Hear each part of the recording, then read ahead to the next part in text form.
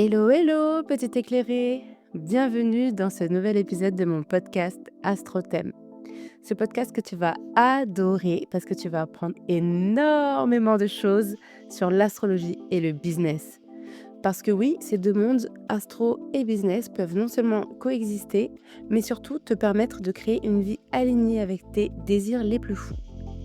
Ici, je vais te parler d'énergie, de planètes, de signes, mais aussi de mindset et d'ambition. Si tu veux aller plus loin, tu peux réserver ton appel découverte offert via mon calendrier. Le lien est juste en description.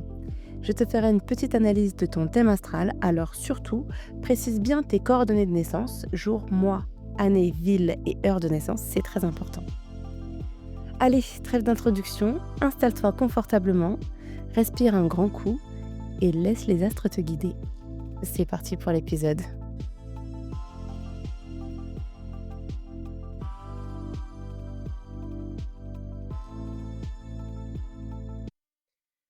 Aujourd'hui, ça va être un épisode un peu spécial. Ça va être un épisode un peu plus intime. Je vais te raconter, mon œil spirituel, ce qui s'est passé, pour moi en 2024, parce que ça a été une année, assez compliquée, on va pas se mentir. Parce que oui, derrière tout ce que tu vois aujourd'hui, voilà, la Gwen, astro coach, juriste, passionnée, épanouie. Il y a eu beaucoup d'épreuves, beaucoup de doutes, beaucoup de douleurs, de remises en question et c'est ce qui a ouvert la porte, de mon éveil spirituel. Je vais définir ce qu'est l'éveil spirituel, parce qu'il y a peut-être des personnes qui sont en train de vivre ce que j'ai vécu, qui sont en train de s'éveiller spirituellement et qui ne comprennent pas forcément ce qui est en train de se jouer, de ce qui est en train de se passer dans leur vie, de ce qui leur arrive et donc c'est important de commencer par cette, petite, étape de définition. Je vais vous donner ma définition de l'éveil spirituel. L'éveil spirituel, pour moi, c'est un chemin de vie que tu ne choisis pas forcément de vivre. Tu vas pas te réveiller un matin et te dire, «Bon ça y est, je suis prête, pour vivre mon éveil spirituel». Non, c'est pas comme ça que ça se passe et tu ne choisis pas non plus la forme sur laquelle ça va arriver. Parce que bon, personnellement, si je pouvais choisir, j'aurais préféré que ça se passe d'une autre manière. Voilà, d'avoir, une expérience un peu moins douloureuse. Donc comme je disais, hem, l'éveil spirituel est un chemin de vie ou un process qui t'amène à faire, l'expérience, du nouveau toi. On peut voir ça comme, une expérience, magique, magnifique, tout ce que tu veux. Je ne dis pas que ça ne l'est pas, mais il faut savoir que ça peut être très dur à vivre. Tu peux faire l'expérience de choses très douloureuses. D'ailleurs, la première étape de l'éveil spirituel, j'appelle ça le chaos. Voilà, en fait, c'est l'arrivée dans ta vie d'un événement qui va faire émerger en toi des questions qui vont remettre en cause ta propre existence sur terre. Tu vas te poser des questions existentielles, tu vas te poser des questions sur ta mission sur cette terre. Et ce chaos peut se manifester de plusieurs façons. Tu peux, avoir, un accident, une maladie, une rupture amoureuse, plein d'autres choses. Je dis que la première étape, c'est le chaos, mais, il peut y avoir, des cas où, des personnes vont juste avoir une illumination. Ils vont pas forcément vivre, des moments, impromptus et obscurs. Ça peut être juste, voilà, une illumination. Ça existe. Heureusement, tout le monde ne souffre pas, mais voilà, la plupart du temps, tu le reconnais parce qu'il y a une souffrance, en fait. Peu importe la manière dont ça arrive finalement, il y a une chose qui est sûre, c'est que tu vas vraiment avoir des questions existentielles et tu vas être invité à explorer le sens profond de la vie. Et c'est ce qui va amener, à l'étape 2. Donc l'étape 1, moi j'appelais ça le chaos. L'étape 2, moi j'appelle ça la béatitude. Mais bon, je vais expliquer ce que c'est, mais il faut faire, attention à ne pas trop se perdre. dans cette béatitude parce que ça peut s'avérer être très dangereux. Donc qu'est-ce que c'est cette étape 2? Tu vas prendre conscience que tu peux accéder à ta conscience et que nous sommes tous conscience. Ouais, je t'ai peut-être perdu, vas-y rembobine. Tu peux faire différentes expériences. Tu vas pouvoir, voir tes capacités intuitives s'affiner, par exemple, découvrir le monde invisible, prendre conscience de ta connexion à la nature, à l'humanité, à l'univers. Tu vas pouvoir apprendre à te connecter à tes guides. Je mets des gros guillemets à tes guides, parce qu'il faut savoir à qui on parle. Ça peut être très dangereux aussi de ne pas savoir à qui on parle, en fait, finalement. Mais ça, j'essaierai de l'expliquer dans un autre épisode, sinon je vais encore m'éparpiller. Et c'est pour ça que je te dis que c'est l'étape de la béatitude, c'est que tu vas mettre en priorité dans ta vie tout ce qui est amour, tout ce qui te donne de la joie. Tu t'éveilles à d'autres dimensions de l'existence et tu te rends compte que ton ego, n'est pas au contrôle de ta vie. Voilà. S'éveiller spirituellement, c'est, c'est un peu la mort de l'ego justement. C'est prendre conscience qu'il y a des choses plus grandes que toi qui existent. Je vais faire quelques disclaimers quand même. Heu, 1 disclaimer, s'éveiller spirituellement, ça ne veut pas forcément dire que tu vas faire des voyages chamaniques ou que tu vas tester d'autres expériences, transcendantales et mystiques, d'accord? Ça ne veut absolument pas dire ça. Ne me faites pas dire ce que je n'ai pas dit, OK? Chacun a son propre chemin d'éveil spirituel, mais ça ne veut pas dire que tu vas, voilà, faire des choses, que des personnes, bah, surtout non éveillées, pourront qualifier de, perchées. Mais voilà, ça ne veut pas du tout dire ça. Autre disclaimer, pour les personnes qui s'éveillent spirituellement et qui comprennent qu'il existe plusieurs dimensions dans l'univers, il ne faut pas se détacher de notre, réalité matérielle pour autant. Être éveillé spirituellement, ça ne veut pas dire que tu peux pas mourir demain. Rappelle-toi que la spiritualité a ses limites et que tu ne peux pas t'appuyer dessus pour fuir tes peurs de la maladie, de mourir.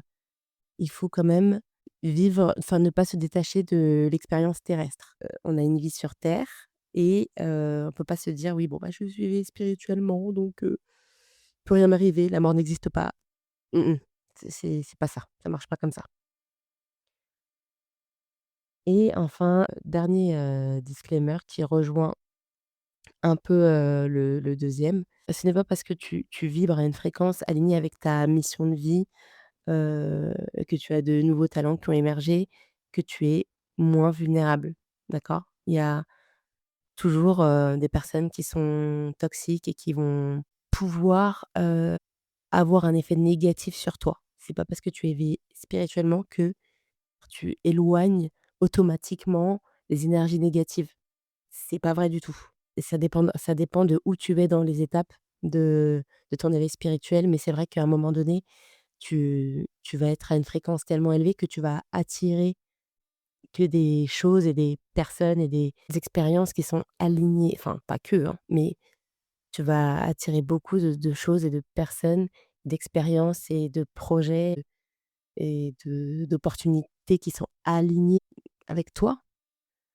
Mais, ce n'est pas pour autant que tu éloignes les personnes qui ont une toxicité, qui ont une énergie négative.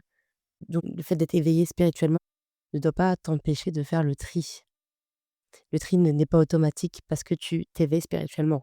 Et donc le fait d'être dans cette béatitude, parce que là on est toujours à l'étape 2, tu as tendance à croire que voilà, tout est beau, tout est rose, mais non.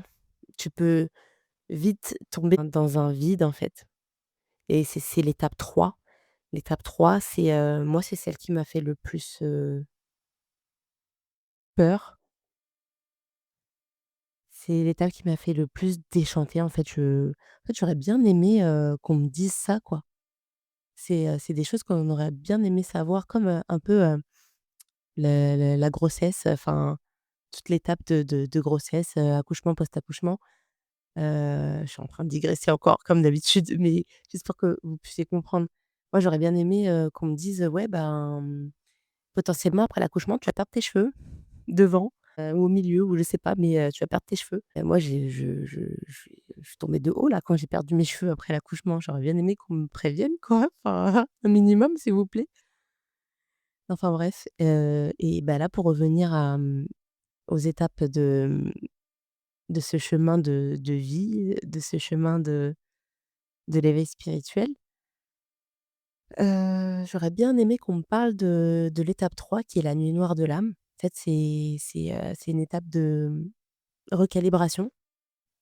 Donc tu es entre l'ancien toi et le nouveau toi, tu es en train de te détacher justement de ton ancien toi et ça peut être une expérience aussi, compliquée à vivre, hein. Enfin, je veux dire, j'ai 30 ans quoi. J'ai vécu avec moi pendant 30 ans, et du jour au lendemain, bah, tu fais l'expérience d'une nouvelle version de toi, on va dire. Pas du tout cette expression, mais c'est un peu ça. Bah, ça fait tout enfin, c'est bizarre, ça fait mal, ça peut faire mal. C'est une période d'introspection et bon, petite pause, dans l'épisode, juste pour vous dire que cet épisode a été enregistré le 20 septembre 2025 et je n'ai pas pu, le poster car la moitié de l'épisode ne s'est pas enregistré, en fait, pour être honnête. D'ailleurs, ceux qui me suivent sur mon compte perso, sur Instagram, l'ont peut-être vu. J'ai fait une story en disant que, «Ah ah, les problèmes commencent, avec le montage». Je ne peux pas entendre, une partie de mon épisode, et en fait, pour moi, c'était un signe parce que dans cet épisode, je suis censée vous parler de mon éveil spirituel, de comment je me suis, éveillée spirituellement, tout simplement. J'ai pas d'autres mots, en fait.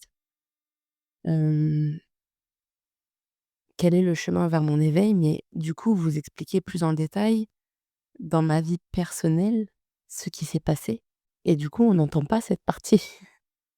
Donc pour moi, c'était un signe parce que je n'étais pas prête à vous parler de ça.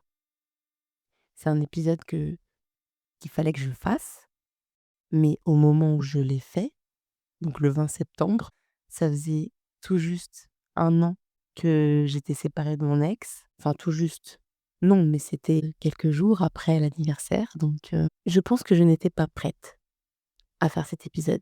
Aujourd'hui, je suis prête, donc c'est pour ça que j'ai repris l'épisode, mais il fallait que je vous explique que la première partie que vous entendez, donc jusqu'à, 12 minutes et quelques là, là jusqu'à la pause, c'est, une partie qui date du 20 septembre. Voilà, donc la partie qui va suivre, est enregistrée bien après. Là, à l'heure où je vous fais, cet enregistrement, on est le 15 novembre. Voilà, donc il s'est passé un peu de temps. Mais c'était un temps nécessaire, je pense, un temps, qu'il me fallait pour vous expliquer la suite. Je pense que là, c'est le moment que vous sachiez comment j'en suis arrivée là. Tout ça pour vous dire que, il s'est passé un moment entre la première partie et la partie qui va suivre. Je vous laisse avec la suite de l'épisode. Merci. J'en bégayais carrément. Oui, l'étape 3 est une étape, très révélatrice parce que tu abandonnes une partie de toi pour en retrouver une autre, totalement différente, mais totalement toi finalement, et ça peut faire mal, mais tu en ressors grandi. C'est le point positif parce que si tu traverses tout ça mon pote pour au final être au fond du trou, c'est pas juste, c'est pas juste, je refuse. Je refuse catégoriquement. Donc finalement, l'étape 4 c'est le nouveau toi. Donc tu intègres tes nouvelles croyances, le moment où tu redéfinis tes valeurs. Qu'est-ce qui est important pour toi aujourd'hui? Tu es dans le chemin de ton éveil spirituel. Est-ce que tu t'es posé la question de ce que sont tes valeurs? Qu'est-ce qui est important pour toi aujourd'hui? C'est important de le savoir.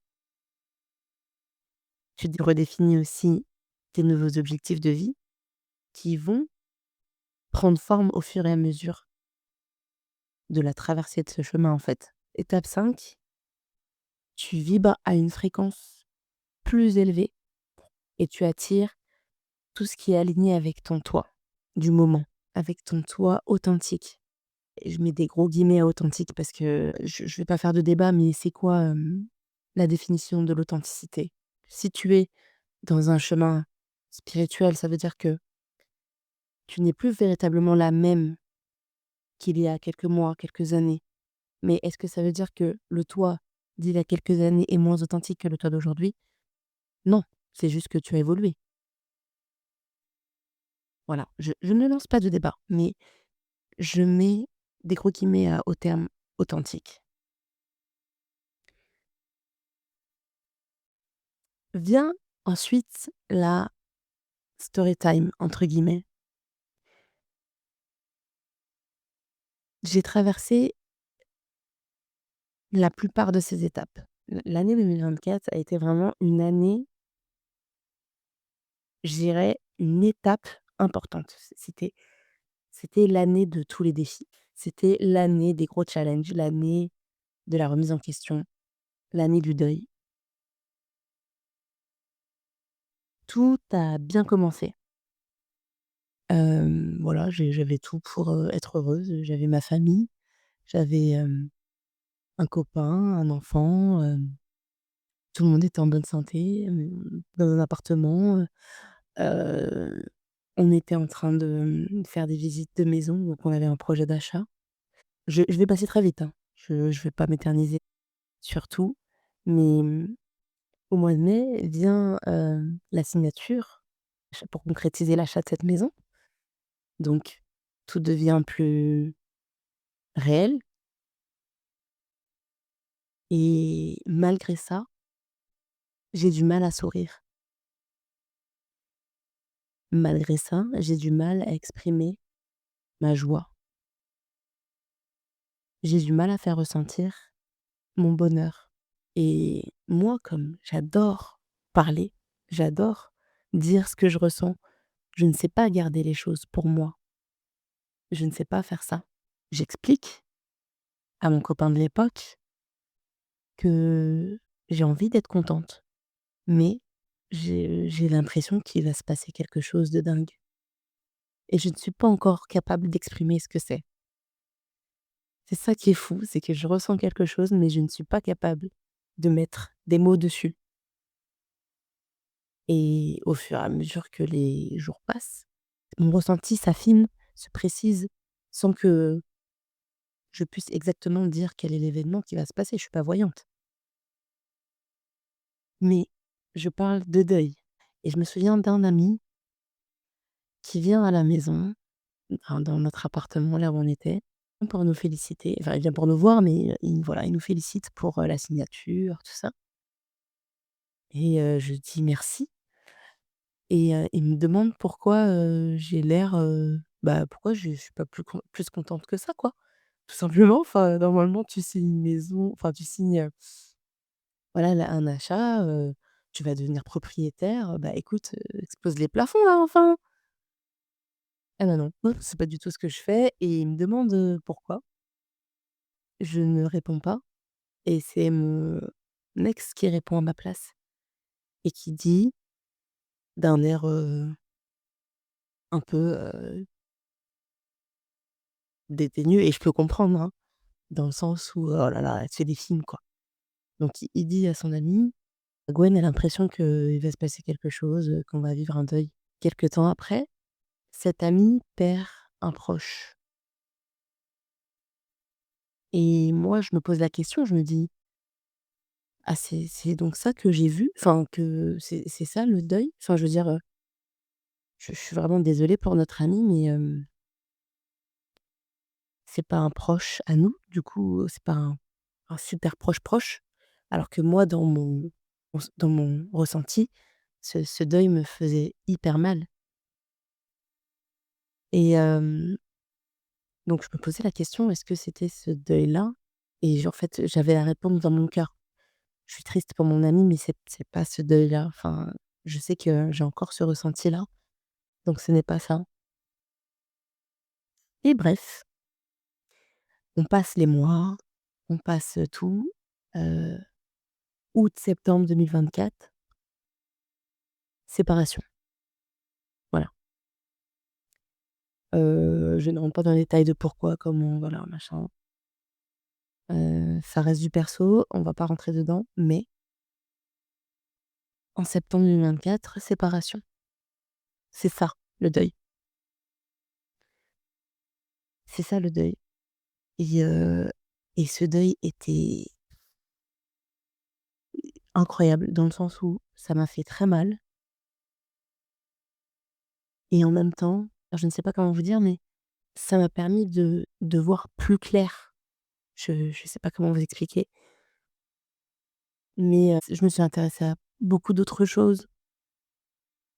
Heu, j'ai fait des rencontres extraordinaires et chaque rencontre que je faisais, je me disais: «Mais waouh, toutes ces personnes que je rencontre, je suis sûre, je suis persuadée que je ne les rencontre pas par hasard». Et là, j'entame mon processus, d'éveil et c'est ce que je vous disais au début, je vous disais, l'éveil, c'est souvent suite à une tragédie, à, une épreuve douloureuse, mais c'est pas forcément le cas et pour moi, ça l'était. Mais pour toi qui m'écoutes, si tu es sur le chemin de l'éveil spirituel et que tu n'as rien vécu de frustrant ou de douloureux, tu dois pas te remettre en question en te disant, «Alors, est-ce que je suis bien sur le chemin de l'éveil?» Tu vas forcément t'en rendre compte. Après, comme je l'ai dit aussi, parce qu'il peut y avoir beaucoup de critiques, être sur le chemin de l'éveil spirituel, être éveillé spirituellement, ça veut pas dire, que tu vas créer une secte, que tu vas rentrer dans une secte, que tu vas faire des voyages chamaniques ou je sais pas, ou que tu vas chacun déjà a ses croyances, mais être spirituel, ça veut pas dire, que tu vas faire, des trucs de fou, que tu vas faire des crises d'épilepsie par terre, non. Enfin, voilà. J'entends très bien, j'entends et je vois très bien les clichés, mais entrer en chemin spirituel, ça ne veut pas dire tout ça. Ensuite, tout était évident. En fait, tout ce que je faisais, ma formation en astrologie, qui a révélé un peu ma mission, tout ça, c'était une suite logique. Après, j'ai fait que des choses qui me faisaient du bien et j'ai pensé qu'à moi et à mon fils, bien sûr. Mais j'ai pensé vraiment qu'à moi. Tout en essayant de faire abstraction de: «Waouh, qu'est-ce qu'ils vont dire?»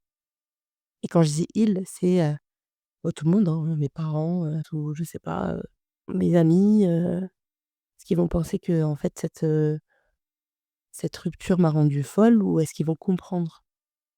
Voilà, c'est toutes ces questions qu'on se pose et au final, on finit par, effacer toutes ces questions parce qu'en fait, tu vis pour toi, tu vis pas pour les autres, tu vis pas pour le regard des autres. Moi, maintenant, ce qui m'importe, c'est de faire ce qui me plaît, ce qui m'anime, peu importe, ce que vont dire les autres. Le plus important, c'est qu'est-ce que tu aimes toi? Qu'est-ce que tu veux faire? Moi, je me souviens avoir fait un tournage, pour, l'une des vidéos de Océane, je crois que c'est, Qui est sa maman? Hem, donc quand j'ai fait ce tournage, je me suis dit: «Waouh, mais mes frères, ils vont me tomber dessus, quoi». Et en fait, non, pas du tout. Ils m'ont même dit: «Ah trop bien, mais si tu fais d'autres vidéos, enfin vas-y, je t'encourage et tout machin». J'étais surprise, en fait. Donc des fois, on imagine même, les pensées des autres alors que c'est pas du tout ça. Mais bref, voilà, vous voyez, je fais que ça tout le temps. Faire des parenthèses et des parenthèses et des parenthèses et après on s'y retrouve plus. Oh! Bref, qu'est-ce que je disais? Donc oui, je parlais de l'étape de mon éveil spirituel, de comment je l'ai vécu, de comment, ça s'est passé et le pire, c'est que ça ne s'est pas arrêté là et ça continue encore aujourd'hui, hein. J'ai encore, enfin, moi, je suis lune Poisson et je connais beaucoup de lunes Poisson, je m'entends super bien avec les lunes Poisson.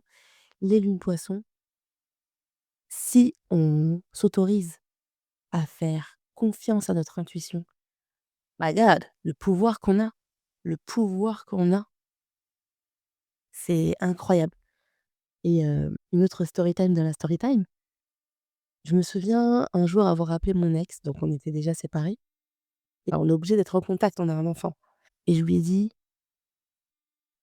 «Là» parce qu'encore une fois, hein, je ne sais pas garder les choses pour moi. Quand j'ai une intuition, quand j'ai un truc, j'ai besoin d'en parler. Surtout qu'à l'époque, j'avais du mal à faire la différence entre, mon intuition et mon cerveau. Je me posais toujours la question: «Est-ce que c'est mon intuition qui parle ou est-ce que c'est mon cerveau qui tourne en rond pour rien et qui fait que de réfléchir et qui pense à des trucs?» Enfin voilà, je j'arrivais pas à faire la différence. Hem Et du coup, je l'appelle et je lui dis: «Écoute, là, je ressens un truc, heu, on va vivre, encore un épisode, très douloureux, heu et qui va nous rapprocher pendant un moment». Alors c'était pas du tout une tentative, de drague ou quoi parce que voilà, mais c'est ce que j'ai ressenti et je lui en ai fait part et bah, quelques temps après, quelques mois après, voilà, on fait des tests, on fait des bilans pour notre fils et ben, le diagnostic tombe, heu, il a un trouble, du spectre autistique et il va falloir, entamer, tout un processus de rendez-vous, voilà, se transformer en super-héros de l'administratif et en machine parce que, on sait très bien comment ça se passe en France et que c'est dur d'avoir des rendez-vous et que c'est long et qu'il faut se battre tout simplement et effectivement, on devait être soudés pour notre fils, on devait se concerter pour, inscrire, notre fils à tel endroit, prendre des rendez-vous avec tel médecin. C'était une période difficile comme je l'avais dit. Alors, difficile dans le sens où voilà, quand on apprend ce genre de nouvelles, bien sûr, il y a toujours pire. Aujourd'hui, on sait que c'est un autisme léger. On entend toujours sur des médecins généralistes et pédiatres qui nous disent: «Ah mais, vous êtes sûr, on dirait pas du tout». Oui bon, merci, mais, voilà. Bref, on va pas s'étendre sur le sujet, ça m'énerve quand on me dit ça en plus, mais, voilà, il y a toujours pire, que soi. Mais forcément, on peut pas s'empêcher de voir notre situation. Donc, oui. L'autre, événement, douloureux que j'avais vu, c'était ça. Et quand je dis: «J'avais vu», je ne dis pas, que je suis voyante. Je ne suis pas voyante, je ne vois rien, en fait. C'est juste, un ressenti. Je sais pas si vous comprenez? Mais et encore, j'ai de la chance, de ne rien garder pour moi et de tout dire.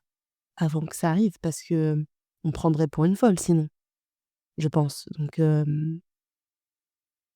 voilà, tout ça je l'ai dit et ça s'est avéré vrai. Après je me suis dit que j'allais, arrêter quand même de parler de mes intuitions parce que ça peut faire peur. Ça peut faire peur. Moi, ma mère, elle est pareille, elle est, très intuitive et quand elle dit un truc, je lui demande d'arrêter parce que en fait, je sais que ça va arriver et surtout si c'est un événement qui est pas très, chouette à vivre. En fait, je préfère même pas le savoir, mais il faut pas taire son intuition, c'est ça le problème. C'est arriver à faire confiance à son intuition, même si c'est douloureux, on ne peut pas éviter, en fait. Parce que j'ai longtemps voulu essayer de faire la sourde oreille, de pas écouter mon intuition. Mais au final, ça sert à quoi? Parce qu'un jour, ton intuition ne va pas te laisser le choix. Tu vas voir des choses que tu ne veux pas voir, forcément.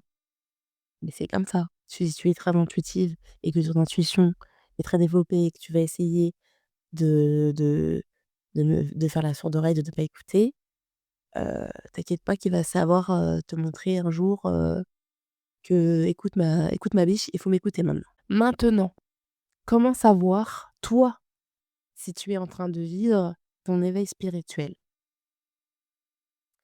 Plusieurs signes. 1, ton ancienne vie ne colle plus avec celle que tu vis aujourd'hui, avec, ceux à quoi tu aspires. Ce qui t'apportait confort ou reconnaissance ne t'anime plus. 2, si tu as une hypersensibilité aux énergies, tu captes plus facilement les émotions, les lieux, les personnes. Moi, encore aujourd'hui, je suis hypersensible aux énergies. Mais ah, hem, quand je suis au contact d'une personne qui a une mauvaise énergie, je vous raconte pas dans quel état je suis. En fait, je ça me plombe, je rentre chez moi, je ne peux plus rien faire. Alors que, bah, pour ceux qui me connaissent, la journée, enfin, j'entame une journée de travail. Le soir, je continue de travailler, enfin, je fais des trucs, je suis pas trop, je reste là dans mon canapé à regarder Netflix ou quoi, non. Je ne peux pas rester sans faire quelque chose. Et ben, si je rencontre quelqu'un dans la journée qui plombe mon énergie, bah, c'est sûr que quand je rentre, je ne fais rien. Je n'ai plus de batterie. Batterie à zéro. 3, phase de chaos ou de perte, donc séparation, changement professionnel, deuil, maladie. Voilà, l'univers enlève ce qui n'est plus aligné avec toi. 4, intuition plus forte. Tu ressens avant de comprendre. Tu vois les synchronicités, les signes récurrents. 5, recherche de sens. Tu ne veux plus seulement réussir socialement, tu veux vivre ta mission d'âme. Et si tu te reconnais dans plusieurs de ces signes, il est fort probable, très fort probable que tu sois en train de vivre ton éveil spirituel. Moi, ce que j'ai découvert, grâce à cette année, bah, j'ai trouvé ma mission de vie. Voilà, j'ai découvert que je vais être, beaucoup plus connectée aux gens. Hem, je veux leur parler, je veux partager, en fait, mon savoir. Je veux avoir un échange avec les gens. Pendant mon adolescence, j'étais quelqu'un d'hyper sociable. J'étais un peu la rigolote de service et puis, j'ai un peu perdu ça, heu, avec, avec le temps. Hem,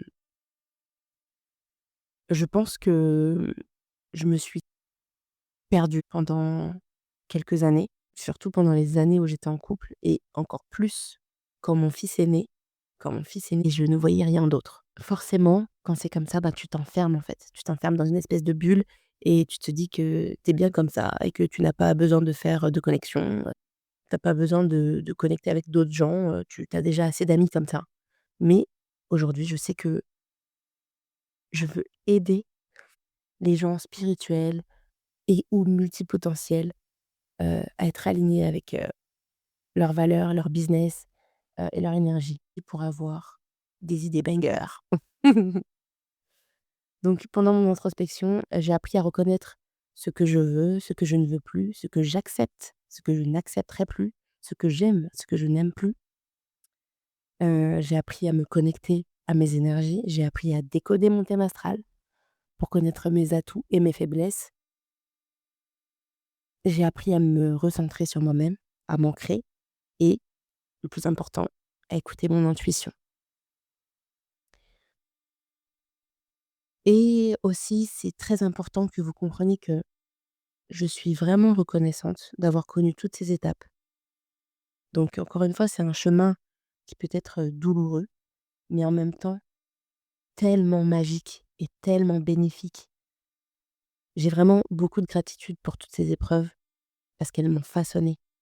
Gratitude envers Dieu, envers l'univers, envers mon fils, ma santé, ma nouvelle vie et tout ce que j'aime. Voilà, pour conclure cet épisode, je dirais que 2024 a été une année, très compliquée, très dure, mais elle m'a offert le plus beau cadeau après mon fils, mon éveil spirituel.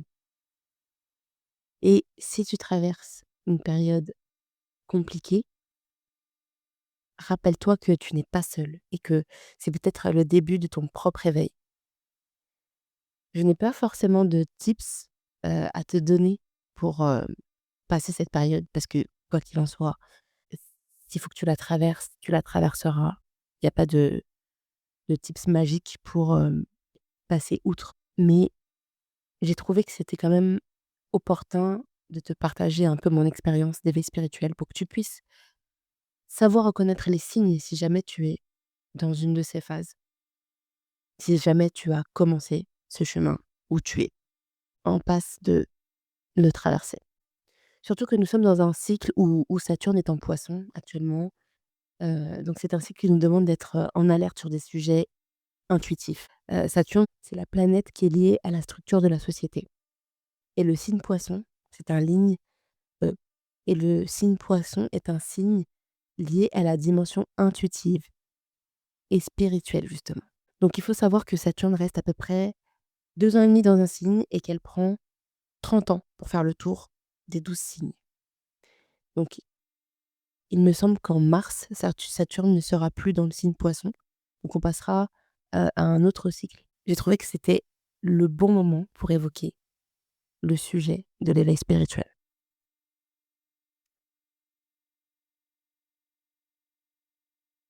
Voilà, c'est tout pour moi.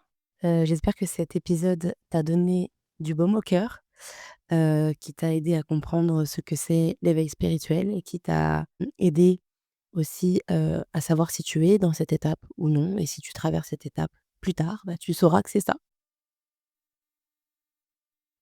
Je suis de retour, parce que j'ai fait une longue pause, où je n'ai pas publié de podcast sur toutes les plateformes. Donc je reviens en force, heu, on essaie de maintenir le rythme de un épisode par semaine. Merci pour votre écoute, merci pour votre soutien et n'oubliez pas, je co-organise une retraite sensorielle du 13 au 15 mars 2026 à Écrone, dans une big maison avec piscine et sauna. Beaucoup d'ateliers prévus, massage, méditation, yoga, atelier astro, rituel du savon noir. Il y a plusieurs types d'hébergements et donc plusieurs types de prix et modalités de règlement. Pour plus d'infos, suivez le compte Equinox Retraite sur Instagram et TikTok. Mais c'est déjà la fin de l'épisode! Ça passe trop vite quand même, non? En tout cas, je te remercie infiniment de m'avoir écouté. Dis-moi en commentaire ce que tu en as pensé. J'adore te lire et je réponds à tout le monde. Si tu veux aller plus loin, tu peux réserver ton appel découverte offert via mon calendrier. Le lien est juste en description. Tu peux aussi télécharger ton audit astrologique gratuit, un vrai bilan de santé de tes planètes pour mieux comprendre ton énergie du moment. Bien sûr, suis-moi sur Instagram. Les infos sont aussi en description. Laisse-moi une jolie note si tu veux soutenir le podcast et partage-le autour de toi.